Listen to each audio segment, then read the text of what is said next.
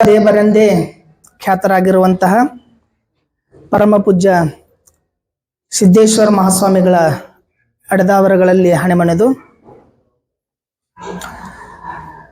ಇಲ್ಲಿವರೆಗೆ ನನ್ನನ್ನು ಪ್ರೀತಿಯಿಂದ ಬೆನ್ನು ತಟ್ಟಿ ಬೆಳೆಸಿರ್ತಕ್ಕಂತಹ ನನ್ನೆಲ್ಲ ಗುರುಗಳ ಪಾದಗಳಿಗೆ ಶಿರಷ್ಟಾಂಗ ನಮಸ್ಕಾರಗಳನ್ನು ಸಲ್ಲಿಸಿ ನನ್ನ ಈ ಮಟ್ಟಕ್ಕೆ ತಂದು ನಿಲ್ಲಿಸಿರುವಂತಹ ನನ್ನ ತಂದೆ ತಾಯಿಗಳು ಮತ್ತು ನನ್ನ ಎಲ್ಲ ಸ್ನೇಹಿತರು ಹಾಗೂ ವಿದ್ಯಾರ್ಥಿಗಳಿಗೆ ನಮನಗಳನ್ನು ಸಲ್ಲಿಸ್ತಾ ಫಸ್ಟ್ ಟೈಮ್ ಅನ್ಕೊಂತೀನಿ ಭಾಳ ವರ್ಷದ ನಂತರ ಸ್ವಲ್ಪ ಭಯ ಬರಾಕತೈತಿ ಅಂತ ಅನ್ಸಿರ್ಲಿಲ್ಲ ಭಯ ಬರ್ತದ ಅಂತೇಳಿ. ಬಟ್ ಅನಿಸ್ತು ಈಗ ಭಯ ಬರಾಕತೈತಿ ಅಂತೇಳಿ. ಸ್ವಲ್ಪ ಕೈ ಸೇಕಾಗತ್ತವ, ಕಾಲ್ ನಡಗಾಕತ್ತವ. ನಿಮ್ಮ ನಡಗ್ತಾವಲ್ಲ ಹಂಗ. ಬಟ್ ನನಗೆ ನಡ್ಗಾಕತ್ತಿದ್ದ ಯಾಕಂತಂದ್ರ ಭಾಳ ವರ್ಷದ ಮೇಲೆ ನನ್ನ ಗುರುಗಳು ನಾ ಕಲಿತ ಮಹಾವಿದ್ಯಾಲಯ, ನಾ ಕಲಿತ ಸಂಸ್ಥೆ ಒಳಗೆ ನನ್ನನ್ನು ಕರೆದು ಅವ್ರ ಪಕ್ಕಕ್ಕೆ ಕುಣಿಸ್ಕೊಂಡಿದ್ರಲ್ಲ, ಆ ಭಾಗ್ಯಕ್ಕಾಗಿ ಒಂದಿಷ್ಟು ಭಯ ನಡಗಾಕತ್ತೀನಿ ಅಷ್ಟೇ.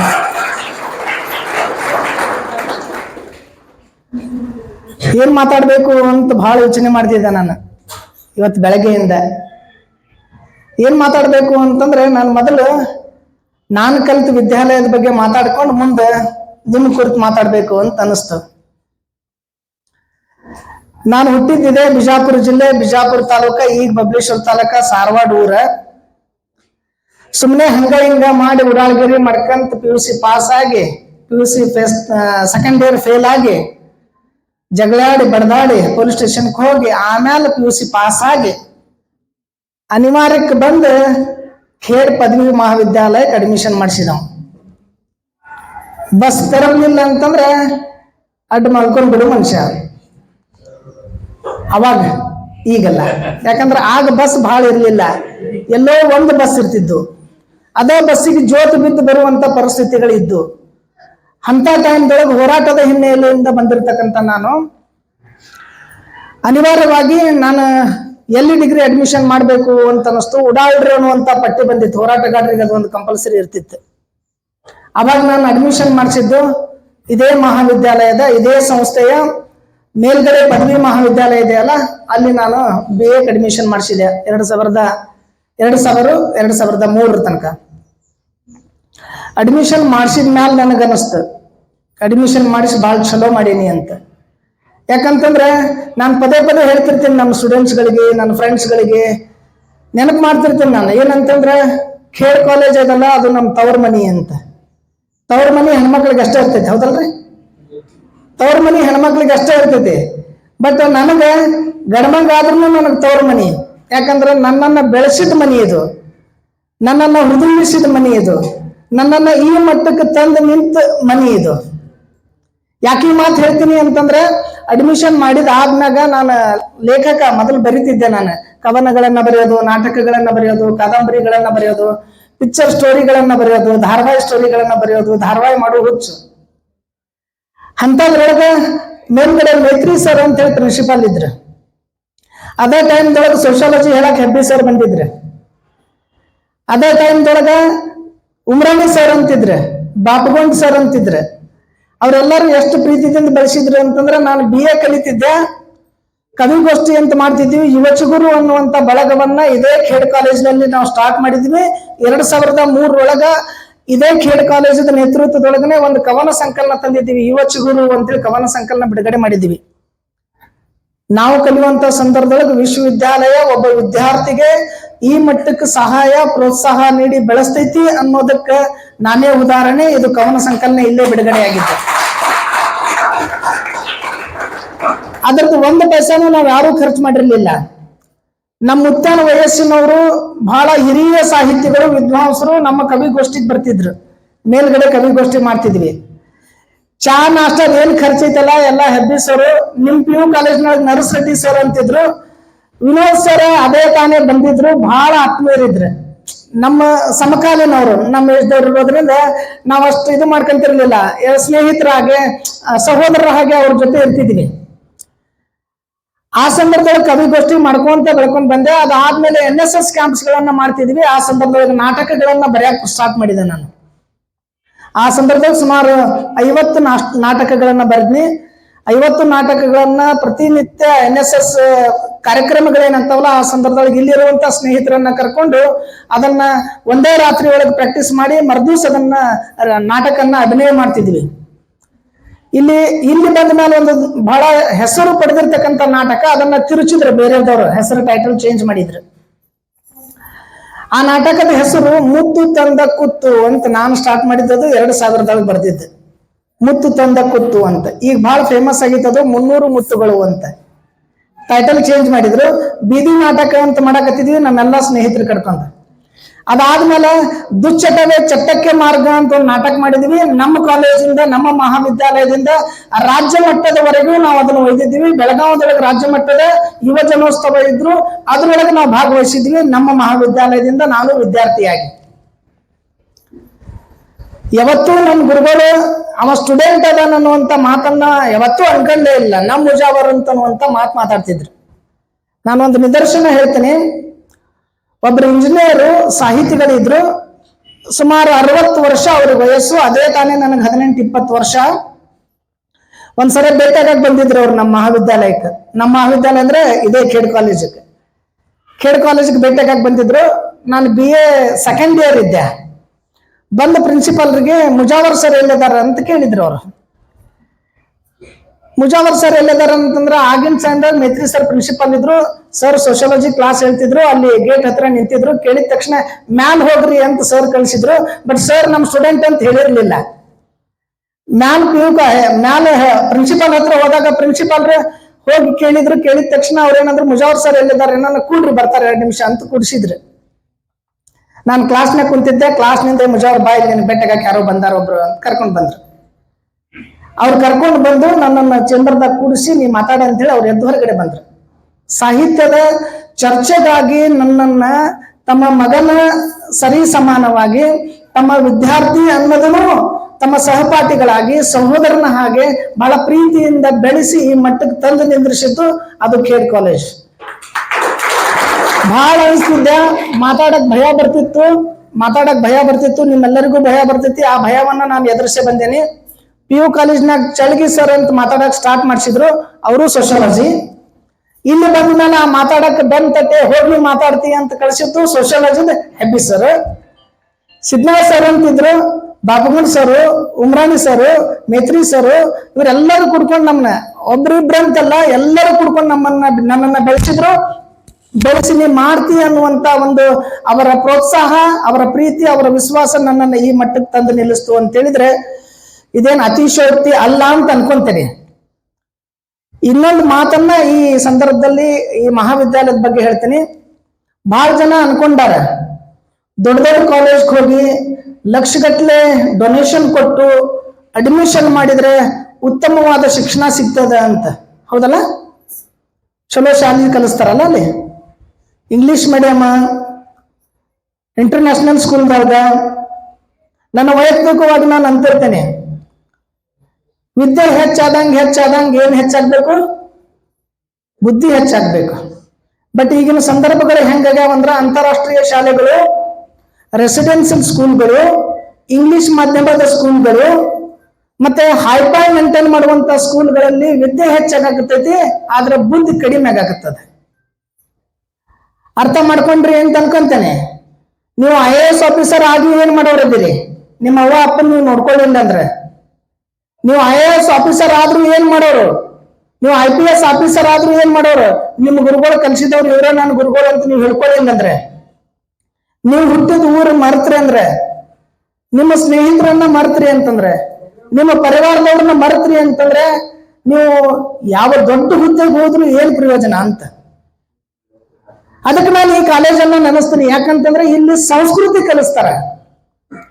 ಸಂಸ್ಕೃತಿ ಕಲಿಸ್ತಾರೆ. ಬರೇ ನೌಕರಿ ಬೇಕಂತಲ್ಲ. ತಮ್ಮ ನೀನ್ ನೌಕರಿ ಮಾಡ್ಲಿಲ್ಲ ಅಂದ್ರೂ ಪರವಾಗಿಲ್ಲ, ನೀನ್ ದಿನ ದುಡ್ಕೊಂಡ್ ತಿಂದ್ರು ಪರವಾಗಿಲ್ಲ, ನಿಮ್ಮ ಅವ್ವ ಅಪ್ಪನ ಮುಪ್ಪಿನ ಕಾಲದಾಗ ಚಂದಾಗಿ ನೋಡ್ಕೊಂಡ್ರೆ ಸಾಕ. ಆ ಸಂಸ್ಕೃತಿ ಈ ಮಹಾವಿದ್ಯಾಲಯ ಕಲಿಸ್ಕೊಟ್ಟೈತಿ. ಅದಕ್ಕೆ ಎಕ್ಸಾಂಪಲ್ ನಾನು ಅದೀನಿ.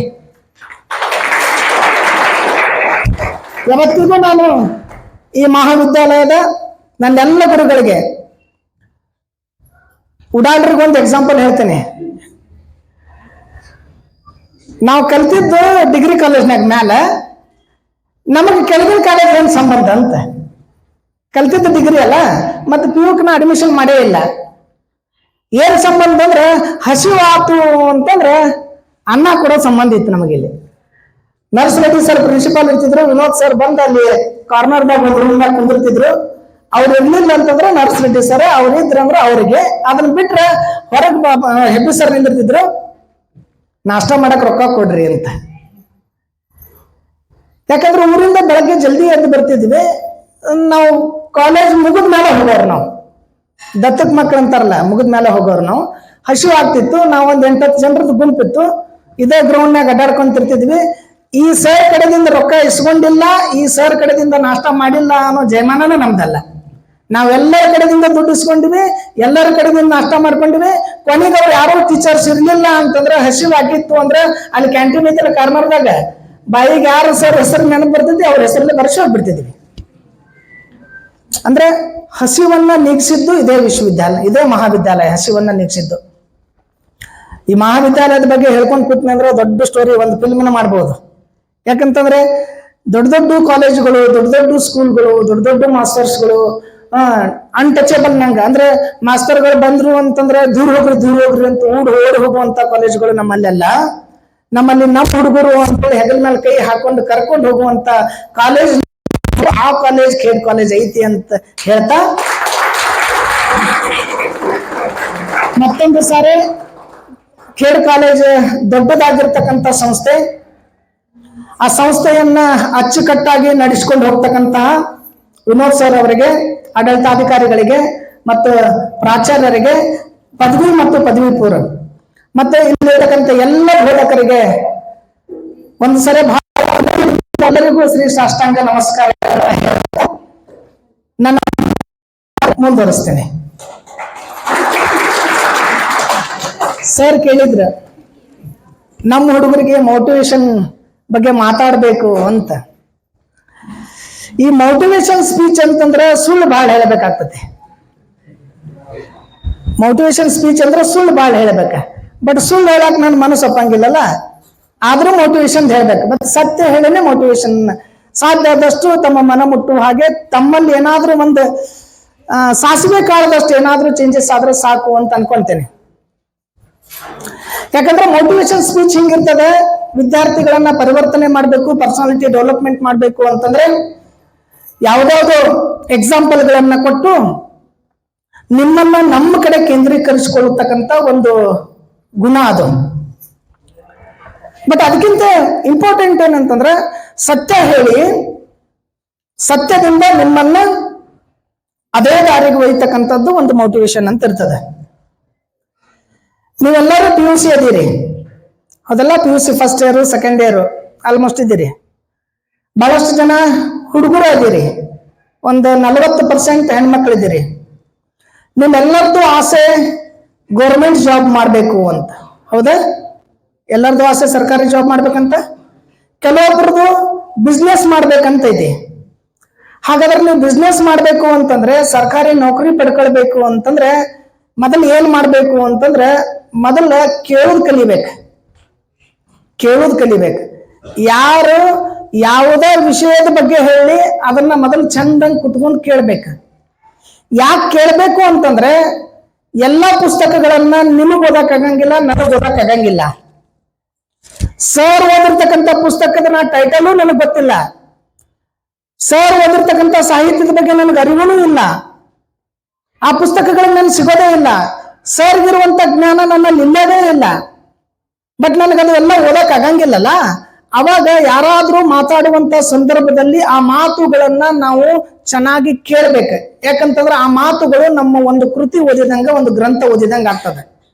ಎಷ್ಟು ಕೆಲಸ ಆಯ್ತು, ಪುಸ್ತಕ ಕೊಂಡ್ಕೊಳ್ಳೋದು ಉಳಿತು, ಪುಸ್ತಕ ಓದೋದು ಉಳಿತು, ನೇರವಾಗಿ ಕಣ್ಣು ಮತ್ತು ನಿಮ್ಮ ಮೆದುಳು ಮಸ್ತಕದ ಏನೈತಲ್ಲ, ಬರೇ ಪುಸ್ತಕತ್ತ ಇಂಪಾರ್ಟೆಂಟ್ ಅಲ್ಲ, ಪುಸ್ತಕ ಓದೋದು ಅದನ್ನ ಮಸ್ತಕದಾಗ ಇಟ್ಕೊಳ್ಬೇಕಲ್ಲ. ಆ ಮಸ್ತಕದಾಗ ನೀವು ಇಟ್ಕೊಂಡ್ರಿ ಅಂತಂದ್ರೆ ಅದು ನಿಮ್ಮಲ್ಲಿ ಶಾಶ್ವತವಾಗಿ ಉಳಿತೈತಿ. ಇದಾದ್ಮ್ಯಾಗ ಟೀಚರ್ಸ್ಗಳು ಪಾಠ ಹೇಳ್ತಿರ್ತಾರ. ಟೀಚರ್ಸ್ಗಳು ಪಾಠ ಹೇಳುವಂತ ಸಂದರ್ಭದೊಳಗ ಕಡ್ಡಾಯವಾಗಿ ಎಲ್ಲ ಪಠ್ಯವನ್ನ ಎಲ್ಲ ಪಾಠಗಳನ್ನ ಕೇಳಬೇಕು. ಕೇಳಿದ್ರ ಜೊತೆ ಪಾಯಿಂಟ್ಸ್ ಮಾಡ್ಕೊಳ್ಬೇಕು. ಯಾಕೆ ಪಾಯಿಂಟ್ಸ್ ಮಾಡ್ಕೊಳ್ಬೇಕಂದ್ರ ನಿಮ್ಮ ಕೈಯಿಂದ ಪಾಯಿಂಟ್ಸ್ ಮಾಡ್ಕೊತಿರ್ತೀರಿ. ನೀವು ಬರ್ಕೊಂತಿರ್ತೀರಲ್ಲ, ಕೈಯಿಂದ ಬರ್ಕೊಂತಿರ್ತೀರಿ. ಕೈಯಿಂದ ಬರ್ಕೊಳ್ಳುವಾಗ ಪೆನ್ ಅನ್ನ ಹಿಂಗ್ ಹಿಡಿದಿರ್ತೀರಿ. ಪೆನ್ ಅನ್ನ ಹೀಗೆ ಪೆನ್ ಹಿಡಿದ್ರೆ ಈ ಪೆನ್ ಹಿಡಿದಾಗ ಈ ಎರಡು ಬಟ್ಟೆಗಳು ಏನದಾವಲ್ಲ, ಈ ಎರಡು ಬಟ್ಟೆಗಳ ನರಗಳು ನಿಮ್ಮ ಮೆದುಳಿಗೆ ಟಚ್ಚಿರ್ತಾವ. ಅದಕ್ಕೆ ನಮಗೆ ನೀವು ಬರೆಯುವಂತ ಸಂದರ್ಭದೊಳಗ ನೀವು ಚೆನ್ನಾಗಿ ಬರೆದ್ರಿ ಅಂತಂದ್ರೆ 100% ನೀವು ಬರ್ತಿದ್ದು ಟೀಚರ್ ಅದನ್ನ ಹೇಳುವಂತ ಸಂದರ್ಭದಲ್ಲಿ ನಿಮ್ಗೆ ನೆನಪಿರ್ತದೆ. ಅಪ್ಪ ನೀವು ಬರೀಬೇಕು, ಕೇಳಬೇಕು. ಆ ಬರ್ದಿದ್ದು ನಿಮಗೆ 100% ನೆನಪಿರ್ತದೆ. ಯಾಕಂತಂದ್ರೆ ನೀವು ಕೇಳ್ತಿರ್ತೀರಿ, ಕೈಲೇ ಬರೀತಿರ್ತಿರ್ತೀರಿ. ಬರೆಯೋದು ಕೇಳೋದು ಎಲ್ಲ ಸಂದರ್ಭದಲ್ಲಿ ಆಗಿದ್ರಿಂದ, ಒಂದೇ ಸಂದರ್ಭ ಆಗಿಂದ ಅದು ನಿಮ್ಮ ಮೆದುಳದೊಳಗೆ ಉಳಿತೈತಿ. ಇನ್ನೊಂದು, ನೆಕ್ಸ್ಟ್ ಡೇ ಕ್ಲಾಸ್ ಮುಗಿದು ಬಂದಾದ್ಮ್ಯಾಗ ಟೀಚರ್ಸ್ಗಳು ಅದನ್ನ ರಿವ್ಯೂ ಮಾಡ್ತಿದ್ರು ಅಂತಂದ್ರೆ ಅದಕ್ಕೆ ನೀವು ಉತ್ತರ ಕೊಡ್ಬೇಕು. ಒಂದ್ ವೇಳೆ ನೀವು ಉತ್ತರ ಕೊಡ್ಲಿಲ್ಲ ಅಂತಂದ್ರೆ ಟೀಚರ್ಸ್ ಮತ್ತೆ ಅದನ್ನ ರಿಪೀಟ್ ಹೇಳ್ಬೇಕು. ಒಂದು ಕಾಲೇಜ್ನಾಗ ವಿಜಯನಗರ ಸಾಮ್ರಾಜ್ಯನೇ ಒಂದು ವರ್ಷ ಹೇಳಿದ್ದೆ. ಯಾಕಂದ್ರೆ ಇವತ್ತು ಕ್ಲಾಸ್ ಹೇಳಿದ್ನಂದ್ರೆ ನಾಳೆ ಬಂದು ರಿವ್ಯೂ ಮಾಡ್ಬೇಕು. ಹುಡುಗರು ಏನೋ ಉತ್ತರ ಕೊಡ್ಲಿಲ್ಲ ಅಂದ್ರೆ ಮತ್ತೆ ಅದೇ ಕ್ಲಾಸ್ ಹೇಳೋದು. ಇವತ್ತಿಗೂ ನಾನು ಅದನ್ನ ರೂಢಿ ಇಟ್ಕೊಂಡು ಬಂದಿನಿ. ಅಂದ್ರೆ ಇವತ್ತು ಕ್ಲಾಸ್ ಹೇಳೋದು, ನಾಳೆ ಬಂದ ತಕ್ಷಣ ಹುಡುಗರಿಗೆ ನಾನು ಏನ್ ಹೇಳಿದ್ನಿ ನನಗೆ ಗೊತ್ತಿಲ್ಲ, ನೆನಪಾರಿದ್ ನಾನು, ನೀವು ಯಾರೇ ನೆನಪು ಮಾಡಿ ಹೇಳಿದ್ರೆ ನಾನು ಮುಂದುವರಿಸ್ತೇನೆ. ನೀವು ನೆನಪು ಮಾಡಿ ಹೇಳಿಲ್ಲ ಅಂದ್ರೆ ನಾನು ಮುಂದುವರ್ಸಂಗಿಲ್ಲ, ಮತ್ತೆ ಅದೇ ಹೇಳ್ತೀನಿ, ಹಾಡಿದ್ದು ಹಾಡ ಅಂದಂಗ. ಇದರಿಂದ ಏನಾಗ್ತದಂದ್ರೆ ಪದೇ ಕೇಳೋದ್ರಿಂದ, ಪದೇ ಹೇಳೋದ್ರಿಂದ ಅದು ನಿಮ್ಮ ನೆನಪಿನ ಪಟಲದೊಳಗಿರ್ತೈತಿ. ಅದಕ್ಕೆ ನೀವು ಅದನ್ನ ಮಾಡ್ಬೇಕು. ಇನ್ನು ಇದ್ರ ಜೊತೆ ಇಲ್ಲಿ IAS, KAS, IPS ಆಗ್ಬೇಕನ್ನೋರು ಯಾರು ಇದ್ರೇನ? ಯಾರು ಇಲ್ಲ ಇದ್ರಾಗ? ಯಾಕಂತಂದ್ರ ಯಾವ ಮಹಾವಿದ್ಯಾಲಯದೊಳಗ ಅಪ್ಪುಗೆ ಒಳಗೆ ಬೆಳೆದಿರ್ತಾರಲ್ಲ ಅವ್ರಷ್ಟೇ IAS ಆಫೀಸರ್ ಆಗಕ್ಕೆ ಯೋಗ್ಯತೆ ಇರ್ತೈತಿ ನಾನು ತಿಳಿದ ಮಟ್ಟಿಗೆ. ಇಂಟರ್ನ್ಯಾಷನಲ್ ಸ್ಕೂಲ್ IAS ಆಫೀಸರ್ ಆದವ್ರ ಗತಿ ಹೆಂಗಿದೆ ಅಂತಂದ್ರ ನಿಮಗ ಮತ್ತ ಅವ್ರಿಗೆ ನಾನು ಪದೇ ಹೇಳ್ತಿರ್ತೀನಿ, ಯಾವ ಮಕ್ಕಳು ತಮ್ಮ ತಂದೆ ತಾಯಿಯ ಅಪ್ಪುಗೆ ಒಳಗೆ ಬೆಳಿತಾವೋ, ಟಚೇಬಲ್ ಆಗಿ, ಅನ್ಟಚೇಬಲ್ ಅಲ್ಲ ಅಂದ್ರೆ ಸ್ಪರ್ಶನೇ ಇರ್ಲಾರ್ದ ಅಪ್ಪುಗೆ ಬೆಳ್ಕೋದಂದ್ರೆ ಮಕ್ಕಳನ್ನ ಎದೆಗೆ ಅಪ್ಪಿಕೊಂಡು ಬೆಳೆಸ್ತಿರ್ತಾರಲ್ಲ, ಹೊಡಿತಿರ್ತಾರಲ್ಲ, ಹೊಡೆದ ಮೇಲೆ ಮತ್ತೆ ಅಳತಿರ್ತಾರಲ್ಲ ಕೂಸುಗಳನ್ನ, ಅದನ್ನ ಮತ್ತೆ ಎದೆಗೆ ಅಪ್ಪಿಕೊಂಡು ಅಳ್ತಿರ್ತಾರಲ್ಲ, ತಂದೆ ತಾಯಿ ಮಾಡ್ತಿರ್ತಾರಲ್ಲ. ಹಂಗ ಯಾವ ಮಕ್ಕಳು ಬೆಳಿತಾರಲ್ಲ ಆ ಮಕ್ಕಳು ಎಲ್ಲ ರಂಗದಲ್ಲಿ ಯಶಸ್ವಿ ಆಗ್ತಾರೆ. ಒಂದ್ ವೇಳೆ ಈ ಅಂತಾರಾಷ್ಟ್ರೀಯ ಮಟ್ಟದಲ್ಲಿ ದೊಡ್ಡ ಶಾಲೆಗಳಿಗೆ ಕಲ್ತರು, ಹುಟ್ಟಿದ ತಕ್ಷಣ ಹಾಸ್ಟೆಲ್ಗಳಿಗೆ ಹಾಕಿದ್ರು, ಒಂದು ದಿನಾನು ಅವ್ವ ಅಪ್ಪನ ಸಂಪರ್ಕನ ಬರಲಿಲ್ಲ, ನಮ್ಮವು ನಮಗ್ ಬೈಲೇ ಇಲ್ಲ, ನಮ್ಮವು ನಮಗ್ ಹೊಡಿಲೇ ಇಲ್ಲ, ನಾವು ಅಳಲೇ ಇಲ್ಲ, ನಮ್ಮ ಗುರುಗಳು ನಮ್ಗ ಬಿಸ್ಕಿಟ್ ಕೊಡ್ಲಿಲ್ಲ. ಬಿಸ್ಕಿಟ್ ಅಂದ್ರೆ ಗೊತ್ತಲ್ಲ, ನಮ್ಮ ಗುರುಗಳು ನಮ್ಗೆ ಬಿಸ್ಕಿಟೇ ಕೊಡ್ಲಿಲ್ಲ. ಹಿಂಗಾದ್ರೆ ಹೆಂಗಾಗೋದು ಅಂತ ಈ ಯಾವುದರಿಂದನೂ ದೂರ ಇರ್ತಕ್ಕಂಥ ವಿದ್ಯಾರ್ಥಿಗಳು in case IAS, IPS, KAS, PSI, CPI ಏನಾದ್ರು ಆದ್ರು ಅಂತಂದ್ರೆ, ಅಚಾನಕ್ ಆಗಿ ಯಾರಾದ್ರೂ ಏನಾದ್ರು ಅಂದ್ರು ಅಂತಂದ್ರೆ ಅವಾಗ ಏನ್ ಮಾಡ್ಬಿಡ್ತಾರ ಅವರು? ಮನ್ಸಿಗೆ ಹಚ್ಕೊಂಡ್ ಬಿಡ್ತಾರೆ. ಏನ್ ಮಾಡ್ತಾರೆ? ಮನ್ಸಿಗೆ ಹಚ್ಕೊಂಡ ಕೈ ಬಿಟ್ಟು ಜೋಕಾಲಿ ಆಡ್ತಾರೆ. ಕೈ ಬಿಟ್ಟು ಜೋಕಾಲಿ ಆಡ್ತಂದ್ರೆ ಗೊತ್ತೈತಲ್ಲ, ಕೈ ಬಿಟ್ಟು ಜೋಕಾಲಿ ಆಡ್ತಕ್ಕಂಥ ಕೆಲಸ ಮಾಡ್ತಾರೆ. ಬಟ್ ನೀವು ಹಂಗ್ ಮಾಡಂಗಿಲ್ಲ. ಯಾಕೆ ನೀವು ಹಂಗ್ ಮಾಡಂಗಿಲ್ಲ? ಯಾಕೆ ನಾವು ಹಂಗ್ ಮಾಡಂಗಿಲ್ಲ ಅಂದ್ರೆ ನಾವೆಲ್ಲರೂ ನಮ್ಮ ಅವ್ವನ ಕಡೆ, ನಮ್ಮ ಅಪ್ಪನ ಕಡೆ, ನಮ್ಮ ಗುರುಗಳ ಕಡೆ, ನಮ್ಮ ಅಕ್ಕ, ನಮ್ಮ ಅಣ್ಣ, ಇವರೆಲ್ಲರ ಕಡೆದಿಂದ ಬಡಿಸ್ಕೊಂಡಿವಿ, ಅತ್ತಿವಿ.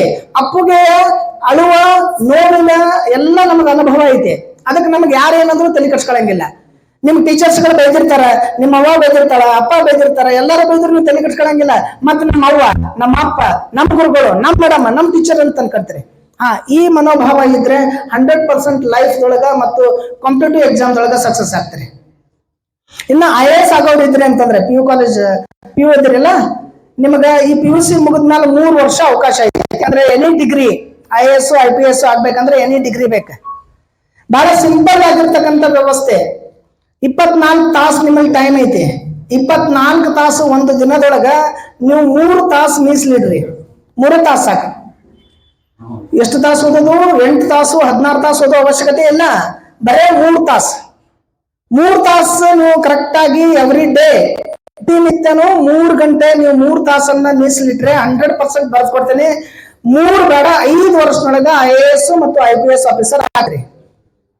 ಏನ್ ಮಾಡ್ಬೇಕು? ಅದಕ್ಕೆ ಏನ್ ಮಾಡ್ಬೇಕು ಅಂತಂದ್ರ ಅದಕ್ಕೆ ಮೊದಲ ಕೆಲಸ ಕುಂದ್ರೋದು 3 ತಾಸು ಕಲಿಬೇಕು. ಯಾರೇ ಟೀಚರ್ಸ್ ಪಾಠ ಹೇಳೋ ಸಂದರ್ಭದಾಗ ಅವಾಗ ಎತ್ನಿ ಈ ಕಡೆ ಎದ್ನಿ ಆ ಕಡೆ ಎದ್ನಿ ಇಲ್ಲ. 3 ತಾಸು ಕುಂದ್ರೋದು ಕಲಿಬೇಕು. 3 ತಾಸು ಕುಂದ್ರೋದ್ರ ಜೊತೆ ನೀವು ಏನ್ ಮಾಡ್ಬೇಕು ಅಂತಂದ್ರೆ 3 ತಾಸಿನೊಳಗ 30 ಪೇಜ್ ಬರೆಯುವಂತ ರೂಢಿ ಮಾಡ್ಕೊಳ್ಬೇಕು. 1 ದಿನಕ್ಕೆ 30 ಪೇಜ್, 10 ದಿನಕ್ಕೆ 300 ಪೇಜ್, 30 ದಿನಕ್ಕೆ 900 ಪೇಜ್. 1 ವರ್ಷಕ್ಕೆ, 2 ವರ್ಷಕ್ಕೆ, 3 ವರ್ಷಕ್ಕೆ, 4 ವರ್ಷಕ್ಕೆ, 5 ವರ್ಷಕ್ಕೆ ನೀವು ಎಷ್ಟು ಪೇಜ್ ಬರಿತೀರಲ್ಲ ಅಷ್ಟು ಎಂಟೈರ್ ಎಲ್ಲ ಸಬ್ಜೆಕ್ಟ್ ಅನ್ನ ನೀವು ಬರೆದು ಬಿಟ್ಟಿರ್ತೀರಿ. ಅಷ್ಟು ಅನುಭವ ಆಗ್ಬಿಟ್ಟಿರ್ತೈತಿ. ಮತ್ತೆ ಇನ್ನ ಏನು ಓದೋದು ಉಳಿತು ನೀವು ಅಂದ್ರೆ ದಿನಾ 30 ಪೇಜ್ ಈಗಿನಿಂದ ನೀವು ಬರೆಯಕ್ ಸ್ಟಾರ್ಟ್ ಮಾಡಿದ್ರೆ ಡಿಗ್ರಿ ಮುಗಿಯೋದ್ರೊಳಗ 21, 22, 23 ವರ್ಷನೊಳಗ ನೀವು IAS ಆಫೀಸರ್ 100% ಆಗ್ತೀರಿ. ಅದಕ್ಕೆ ಎಕ್ಸಾಂಪಲ್ ಚಿಕ್ಕೋಡಿ ತಾಲೂಕಿನೊಳಗ ಚಿಕ್ಕೋಡಿದೊಳಗ ಒಬ್ರು ಕಾಂಬಳೆ ಅಂತೇಳಿ ಒಬ್ಬ ಹುಡುಗಿ 23 ವರ್ಷನೊಳಗ IAS ಆಫೀಸರ್ ಆಗ್ಲಿ. 23 ವರ್ಷನೊಳಗ ಆಕೆ ಮಾಡಿದ್ದೇನು ಅಂತಂದ್ರೆ ಆಕೆಗೆ ಒಬ್ರು ನನ್ನ ಗುರುಗಳು ಕಲಿಸಿದವ್ರು ಇನ್ನೊಬ್ರು ಶಿವರುದ್ರ ಕನ್ನಡಿಕರ್ ಅಂತ ಅವ್ರ ಬ್ರದರ್ IAS ಆಫೀಸರ್, ಅವ್ರ ತಮ್ಮ ಹಿಂದಿನ IAS ಆಫೀಸರ್. ಅವ್ರು ಹೇಳಿದ್ರೆ ನೋಡುವ ನೀನ್ IAS ಆಫೀಸರ್ ಆಗ್ಬೇಕು ಅಂತಂದ್ರೆ PUC ಸೆಕೆಂಡ್ ಇಯರ್ ದಿಂದ ಬರೆಯಕ್ ಸ್ಟಾರ್ಟ್ ಮಾಡು. ದಿನಕ್ಕೆ 30 ಪೇಜ್ ಬರೆಯಕ್ ಸ್ಟಾರ್ಟ್ ಮಾಡಿದೆ ಅಂದ್ರೆ ಡಿಗ್ರಿ ಮುಗಿದ 1 ಬೇಡ 2 ವರ್ಷನಾಗ ನೀ IAS ಆಫೀಸರ್ 100% ಆಗ್ತಿ. ಯಾವತ್ತೂ ಬರೆಯೋದನ್ನ ಬಿಡಬಾರ್ದು. ಬರೆಯೋದ್ರಿಂದ ಏನಾಗ್ತೈತಿ ಅಂತಂದ್ರೆ ನೀವು ಪುಸ್ತಕ ನೋಡ್ತೀರಿ, ಕಣ್ಣು ನೋಡ್ತಾವ, ನೀವು ಅದನ್ನ ಬರಿತೀರಿ. ಬರ್ದಿದ್ದನ್ನ ಪದೇ ಎಷ್ಟು ಬರಿತೀರಿ? Ancient Indian history, medieval Indian history, modern Indian history, sociology, economics, political science, chemistry, physics, mathematics, literature ಯಾವ್ದು ಬರಿತೀರಿ ನೀವು? ಎಷ್ಟು ಬೇಕಾದಷ್ಟು ಬರೀರಿ. 3 ವರ್ಷನಾಗ ಎಲ್ಲವನ್ನ ಬರೆದು ಮುಗಿಸ್ಬಿಡ್ತೀರಿ ನೀವು. ನನಗೆ ಅನ್ಸಿದ ಮಟ್ಟಿಗೆ 1 ವರ್ಷನಾಗ ಬರೆದು ಮುಗಿತೈತಿ. ಅದು ರಿಪೀಟ್ ಮಾಡೋದ್ರಿಂದ ನೆನಪನಾಗ ಇರ್ತೈತಿ. 100% ನೀವು ಸಕ್ಸಸ್ ಆಗ್ತೀರಿ. ಅದಕ್ಕೆ ನೀವು ಮಾಡಬೇಕಾದ ಕೆಲಸ ಏನು ಅಂತಂದ್ರೆ ದೃಢವಾಗಿರ್ತಕ್ಕಂಥ ನಿರ್ಧಾರ ಬೇಕು. ನಾವು ನಿಮ್ಮ ವಯಸ್ಸಿನೊಳಗೆ ಅದೇ ಕೆಲಸ ಮಾಡಿ ಬಂದಿವಿ. ನಾನೇನು ನಿಮ್ಗೆ ಹೇಳಕತ್ತೀನಲ್ಲ, ಹಂಗ ಬಾಯಿ ಮಾಡ್ಬೇಡ್ರಿ, ಹಿಂಗ್ ಬಾಯಿ ಮಾಡ್ಬೇಡ್ರಿ ಅಂತ ನಾವೆಲ್ಲ ಬಾಯಿ ಮಾಡಿ ಬಂದವರೇ ಇದೀವಿ. ಬಟ್ ಒಂದಿಷ್ಟು ಗುರುಗಳು ಹೇಳಿದನ್ನ ಪಾಲಿಸಿದೀವಿ. ಅವ್ರ ಬೈದಾಗ ನಾವೇನ್ ಕೆಟ್ಟ ಅನ್ಕೊಂಡಿಲ್ಲ, ನಮ್ ಗುರುಗಳು ಅಂತ ಅನ್ಕೊಂಡ್ವಿ. ಅವಾಗ ಒಂದು ಕ್ಷಣಕ್ಕೆ ಅನಿಸ್ತಿತ್ತು. ಆಮೇಲೆ ಅಂತ ನಮ್ ಗುರುಗಳು ಅಂತ ಅನ್ಕೊಂಡಿದ್ವಿ. ನಮ್ಗೆಲ್ಲರೂ ಬೇಕಾದ್ರು ಅಂತಂದ್ರೆ ಸರ್ ಭಾಳ ಸರಲ್ಲಿ ನಾ ಬೇಕ್ರಿ ಒಳಗೆ ಕುಂತಿರ್ತೀನಿ, ಸರ್ ಒಂದು 10-15 ಸಲ ಬೇಕಾಗಾರ ಗುರುಗಳು ನಮಸ್ಕಾರ, ನಾನು ನಿಮ್ಮ ಸ್ಟೂಡೆಂಟ್ ರೀ, ಇಲ್ಲೇ ಖೇಡ್ ಕಾಲೇಜ್ನಾಗ ಕಲ್ತೇನ್ರಿ ಅಂತ ಹೇಳಿದೆ. ಹೌದೇನ ಅಂತಂದ್ರೆ ನನ್ ಗುರುಗಳು ಅದಕ್ಕೆ ನೀವು ಮಾಡ್ತಕ್ಕಂಥ ಕೆಲಸ ಏನು ಅಂತಂದ್ರೆ ಗುರುಗಳು ಹೇಳಿರ್ತಕ್ಕಂಥ ನಿಮ್ ಟೀಚರ್ಸ್ ಹೇಳಿರ್ತಕ್ಕಂಥ ಕೆಲಸವನ್ನ ಅಚ್ಚುಕಟ್ಟಾಗಿ ಮಾಡ್ಬೇಕು. ದಿನದ 24 ತಾಸಿನೊಳಗಿನ 3 ತಾಸು ನೀವು ಕಾಯ್ದಿಟ್ಟುಕೊಳ್ರಿ. 3 ತಾಸನ್ನ ನೀವು ಬರೆಯುವಂತ ಓದುವಂತ ಕೆಲಸ ಮಾಡ್ರಿ. 100% ನೀವು ಸ್ಪರ್ಧಾತ್ಮಕ ಪರೀಕ್ಷೆಗಳಲ್ಲಿ ಯಶಸ್ವಿ ಆಗ್ತೀರಿ. ಸ್ಪರ್ಧಾತ್ಮಕ ಪರೀಕ್ಷೆಗಳಿಗೆ ಬೇಕಂತಂದ್ರೆ how to face competitive examination ಅಂತೇಳಿ ಇನ್ನೊಂದ್ಸರಿ ಬೇಕಾದ್ರೆ ನಿಮ್ PU ಮುಗಿದ ಮೇಲೆ ಯಾವ ಜಾಬ್ಗಳು ಬರ್ತಾವ ಅದ್ರ ಕುರಿತು ಏನೇನ್ ತಯಾರಿ ಮಾಡ್ಕೊಳ್ಬೇಕು ಅನ್ನೋದನ್ನ ಬೇಕಾದ್ರೆ ಹೇಳ್ತೀನಂತ ಇನ್ನೊಂದ್ಸರಿ. ಕೆಲವೊಂದು ಸ್ವಾಭಾವಿಕವಾಗಿ ಬೇಕಾಗ್ತಕ್ಕಂಥ ಮಾತುಗಳನ್ನ ಹೇಳಿ ನನ್ನ ಮಾತನ್ನ ಮುಗಿಸ್ತೀನಿ. ಸಾಮಾನ್ಯವಾಗಿ ನಮ್ಮ ಹಳ್ಳಿ ಜನ ಇರ್ತಾರಲ್ಲ, ಹಳ್ಳಿ ಜನರಲ್ಲಿ ನಾಣ್ಣುಡಿಗಳು ಬಹಳಷ್ಟು ಇರ್ತಾವ. ಲಿಟರೇಚರ್ ಕನ್ನಡ ಟೀಚರ್ಸ್ಗಳಿಗೆ ಅದು ಬಹಳ ಸರಾಗವಾಗಿ ಬರ್ತಿರ್ತಾವ. ಈ ಹದೀಸ್ ಅನ್ನುವಂತ ಒಂದು ಗ್ರಂಥ ಐತಿ, ಕೇಳಿರಲ್ಲ? ಹದೀಸ್ ಒಳಗೆ ಒಂದು ಉಲ್ಲೇಖ ಬರ್ತೈತಿ, ಮಾಕೆ ಕದಮೌಕೆ ನೀಚೆ ಜನ್ನತ್ ಹೈ ಅಂತ. ಹಂಗಂದ್ರೆ ಗೊತ್ತೈತಿ? ಅದ್ರ ಕನ್ನಡದಾಗ ಅರ್ಥ ತಾಯಿಯ ಪಾದದ ಕೆಳಗೆ ಸ್ವರ್ಗ ಐತಿ ಅಂತ. ಮಾಕೆ ಕದಮೌಕೆ ನೀಚೆ ಜನ್ನತ್ ಹೈ ಅಂದ್ರ ತಾಯಿಯ ಪಾದದ ಕೆಳಗೆ ಸ್ವರ್ಗ ಐತಿ ಅಂತ. ಈ ಗಣಮಕ್ಳಿಗೆ ಪ್ರಶ್ನೆ ಅಲ್ಲ ಇದು ಬರೀ ಹೆಣ್ಮಕ್ಳಿಗೆ ಅಷ್ಟ ಪ್ರಶ್ನೆ.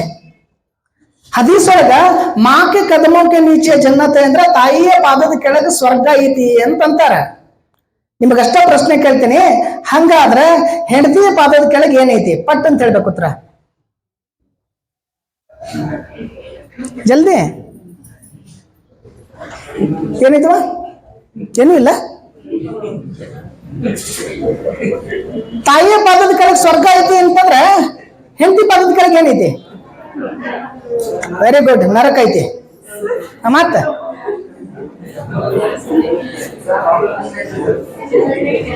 ಒಂದ್ ನಿಮಿಷ, ಇದೇ ಪ್ರಶ್ನೆಯನ್ನ ಈ ಕಡೆ ಮುಂದುವರಿಸ್ತೀನಿ.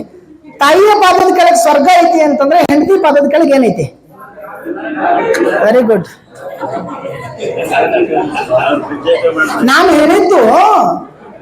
ನಾನು ಕೇಳಿದ್ದು ಪ್ರಶ್ನೆ ತಾಯಿಯ ಪಾದದ ಕೆಳಗೆ ಏನೈತಿ ಅಂತ.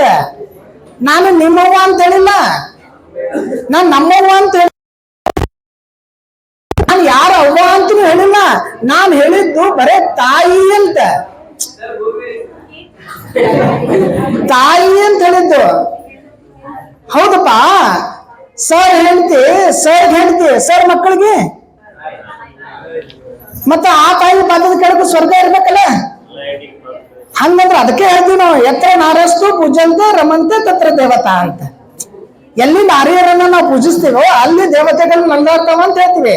ಅಂದ್ರ ಹೆಣ್ಣೇನದಲ್ಲ, ಆ ಹೆಣ್ಣಿನ ಪ್ರತಿ ಹೆಣ್ಣು ತಾಯಿಯಾಗಿ, ಅತ್ತೆಯಾಗಿ, ಮಗಳಾಗಿ, ಸೊಸೆಯಾಗಿ, ಸಹೋದರಿಯಾಗಿ, ಹೆಂಡತಿಯಾಗಿ ಬೇರೆ ಬೇರೆ ಬೇರೆ ಬೇರೆ ಪಾತ್ರಗಳನ್ನು ನಿಭಾಯಿಸ್ತಾಳೆ. ಬಟ್ ಆಕೆ ಒಂದಲ್ಲ ಒಂದು ಸಂದರ್ಭದಲ್ಲಿ ಆ ಪಾತ್ರಕ್ಕೂ ಬರ್ತಾಳೆ ತಾಯಿ ಅಂತೇಳಿ. ಮತ್ತೆ ಆ ತಾಯಿ ಪಾದದ ಕಡೆ ಸ್ವಲ್ಪ ಸ್ವರ್ಗ ಇರ್ಲೇಬೇಕಲ್ಲ. ಮತ್ತೆ ನೀವು ಹೆಣ್ಮಕ್ಳ ನರಕ ಅಂದ್ರೆ ಹುಡುಗರು ಅನ್ನೋ ಸ್ವಾಭಾವಿಕ ಐತಿ. ಅದಕ್ಕೆ ನಾವು ಇಂಥವುಗಳನ್ನ ನಾವು ಸೂಕ್ಷ್ಮವಾಗಿ ನಾವು ಪರಿಗಣಿಸ್ಬೇಕು. ಇರ್ಲಿ, ಇನ್ನೊಂದೆರಡು ಪ್ರಶ್ನೆಗಳನ್ನ ಕೇಳಿ ಮುಗಿಸ್ತೀನಿ ಅಂತ. ನೀವೆಲ್ಲರೂ ಗಣಪತಿ ಕೂಡಿಸ್ತಿರಲ್ಲ? ಗಣಪತಿ ಕೂಡಿಸ್ತೀರಿ? ಗಣಪತಿ ಕುಂದ್ರಿಸಿದಾದ್ಮೇಲೆ ಗಣಪತಿ ಬಪ್ಪ ಮೋರಯ್ಯ ಮುಂದೆ ಪುಂಡಿ ಪಲ್ಲೆ, ಯಾಕೆ ಕಿರ್ಸಲನ್ ಪಲ್ಲೆ ಬೇಡ ಅಂದಾರ? ಸಬ್ಬಸಿಗೆ ಪಲ್ಲೆ ಬೇಡತ್ತ? ಮೆಂತಿ ಪಲ್ಲೆನೂ ಬೇಡತ್ತನು? ಯಾಕೆ ಈ ಮಾತನ್ನ ನಾನು ನಿಮ್ಗೆ ಹೇಳ್ತಿದ್ದೀನಿ ಅಂತಂದ್ರೆ, ನಮ್ಮ ಸಂಸ್ಕೃತಿ ನಮ್ಗೆ ಆ ಪರಂಪರೆಯನ್ನ ಕಲಿಸ್ಕೊಡ್ಬೇಕ. ಯಾವುದು? ಗಣಪತಿ ಬಪ್ಪ ಮೋರಯ್ಯ ಪುಣ್ಯದ ಫಲವ ತೋರಯ್ಯ. ಯಾವ ಫಲ? ಪುಣ್ಯದ ಫಲವ ತೋರಯ್ಯ. 5 ದಿನ ನಾವು ನಿಮ್ಮನ್ನ ಕುಂದರ್ಸಿದೀವಿ, ಪೂಜೆ ಮಾಡಿದೀವಿ, ಅನ್ನ ಹಾಕಿದೀವಿ, ಪುಣ್ಯದ ಕೆಲಸ ಮಾಡಿವಿ, ಆ ಪುಣ್ಯದ ಫಲ ನಮಗ ಕೊಡಯ್ಯ ಅಂತ ಕೇಳಿದಿವಿ. ಅದು ಬಿಟ್ಟು ನಾವೇನಂತೀವಿ? ಪುಂಡಿ ಪಲ್ಯ ಸೋರಯ್ಯ. ಅಂದ್ರೆ ನೀವೇನ್ ಮಾಡ್ಬೇಕು? ನೆಕ್ಸ್ಟ್ ಗಣಪತಿ ಕುಂದ್ರಿಸಿದಲ್ಲಿ ನೀವು ಎಲ್ಲೆಲ್ಲಿ ಕೊಡ್ತಿರಲ್ಲ ಅಲ್ಲಿ ಕೊಡುವಂತ ಸಂದರ್ಭದೊಳಗೆ ಈ ಮಾತನ್ನ ಹೇಳ್ಬೇಕೇನು? ಗಣಪತಿ ಬಪ್ಪ ಮೋರಯ್ಯ ಪುಣ್ಯದ ಫಲವ ತೋರಯ್ಯ ಅನ್ನುವಂತ ಮಾತನ್ನ ಹೇಳ್ಬೇಕು. ಅಂದ್ರೆ ನೀವು ಕರೆಕ್ಟ್ ಆಗಿ ಅದಕ್ಕೆ ನೀವು ಮುಟ್ಟಿದ್ರಿ ಅಂತ ಅನ್ಸ್ಕೊಳ್ತದೆ. ಸ್ವಾಭಾವಿಕವಾಗಿ ಇಲ್ಲಿ ತಿಂತಿನಿ ಮೌನೇಶ್ವರ ಅಂತ ಕೇಳಿರಲ್ಲ, ತಿಂತಿನಿ ಮೌನೇಶ್ವರ. ಆ ತಿಂತಿನಿ ಮೌನೇಶ್ವರದೊಳಗೆ ಒಂದು ಸ್ಲೋಗನ್ ಬರ್ತದೆ.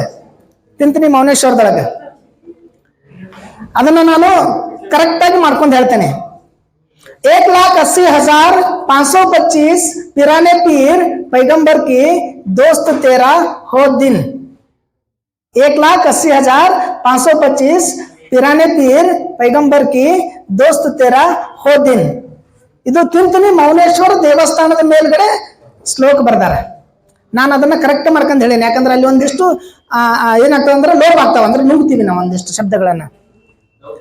ಇದನ್ನ ಕನ್ನಡದಾಗ ಏನಂತಾರ ಅಂತಂದ್ರ 1,80,525 1,80,525 ಜನ ಸಾಧು ಸಂತರು ಶರಣರು ಮಹಾತ್ಮ ಪುರುಷರು ಆಗಿ ಹೋಗ್ಯಾರ.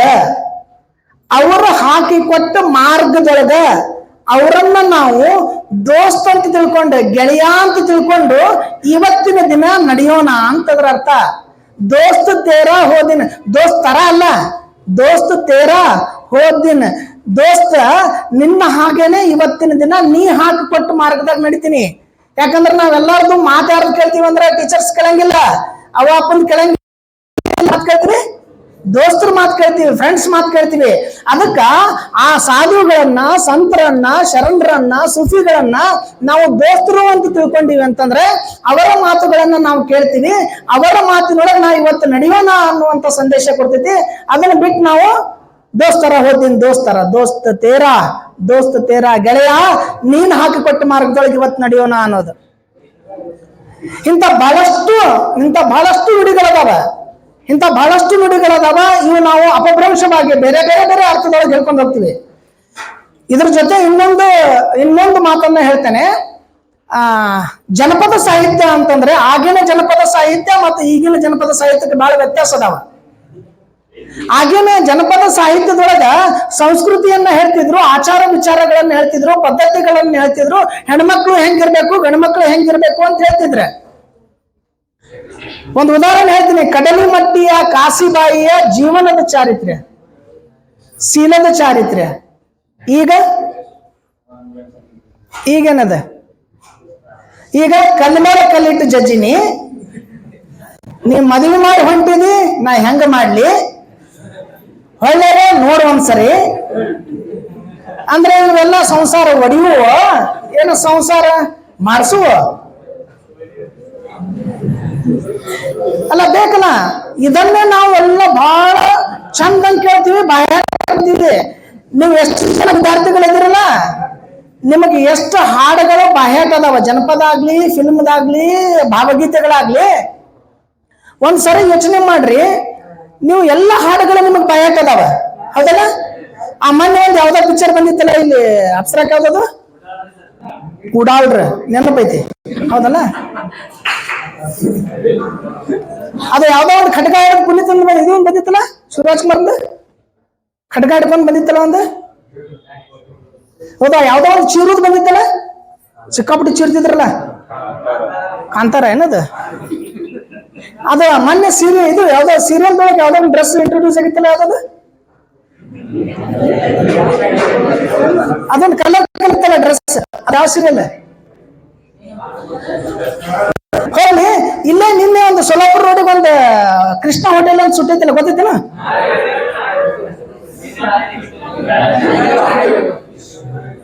ಈ 2 ದಿನದ ಹಿಂದೆ ನಿಮ್ ಟೀಚರ್ ಕ್ಲಾಸ್ ಹೇಳಿದ್ರಲ್ಲ, ಹಿಸ್ಟ್ರಿ ಇದೆ, ಇಂಗ್ಲಿಷ್ ಇದೆ, ಸೋಷಿಯಾಲಜಿ ಇದೆ, ಅದು ಗೊತ್ತೈತೇನು? ಯಾಕಂತ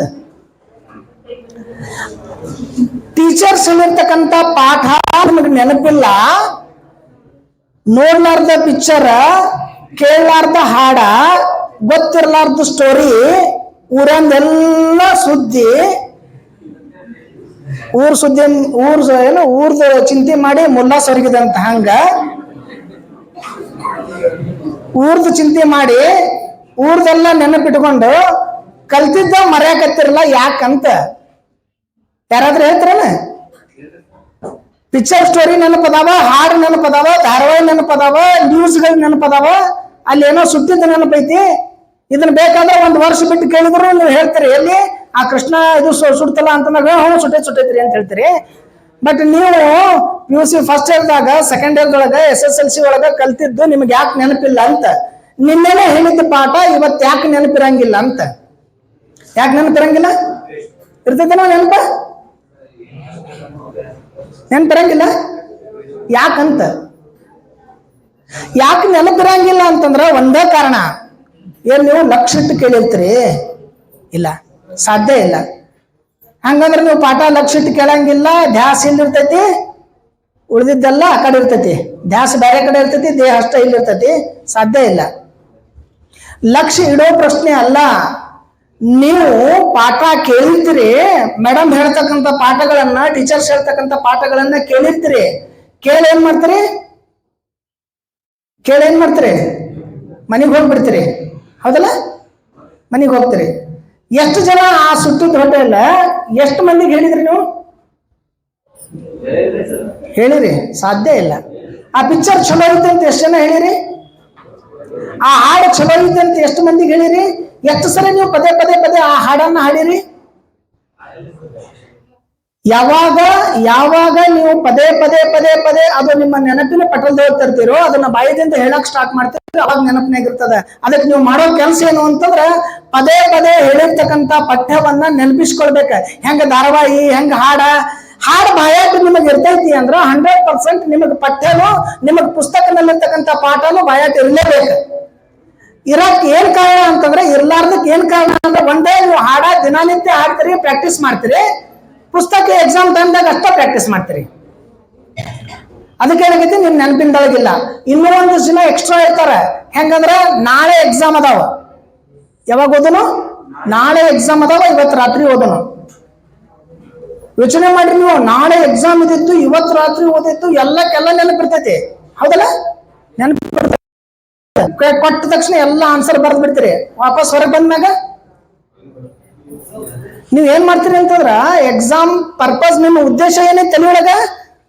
ಪರೀಕ್ಷೆಗಾಗಿ ಅಂತ ಉದ್ದೇಶ ಐತಿ. ನೀವು ಮೊದಲು ಉದ್ದೇಶ ಬೇಕಲ್ಲ, ನಾಲೆಜ್ಗಾಗಿ ಅಂತಲ್ಲ, ಪರೀಕ್ಷೆಗಾಗಿ ಅಂತ ಉದ್ದೇಶ ಐತಿ. ಅದಕ್ಕೆ ನೀವು ಪರೀಕ್ಷೆಗಾಗಿ ಅಷ್ಟೇ ಓದಿರ್ತೀರಿ, ಅಷ್ಟೇ ನೆನಪಿರ್ತೈತಿ. ಪರೀಕ್ಷೆ ಮುಗಿದ ಮೇಲೆ ಡಿಲೀಟ್ ಮಾಡಂಗಿಲ್ಲ. ನೀವು ಏನ್ ಮಾಡ್ತೀರಿ? ಫಾರ್ಮೇಟ್ ಮಾಡ್ತೀರಿ. ಫಾರ್ಮೇಟ್ ಮಾಡಿ ಹೋದ್ಮೇಲೆ ಮತ್ತೆ ಅದು ಆಟೋಮೆಟಿಕ್ ಆಗಿ ಎಲ್ಲ ಹೋಗ್ಬಿಡ್ತೈತಲ್ಲ. ಅದಕ್ಕೆ ನಿಮ್ಮ ಉದ್ದೇಶ ಇಂಪಾರ್ಟೆಂಟ್. ನಾಲೆಜ್ ಕಂತ ಓದ್ರಿ, ನಾಲೆಜ್ ಕಂತ ಓದಿದ್ರ 100% ಸಕ್ಸಸ್ ಆಗ್ತೀರಿ.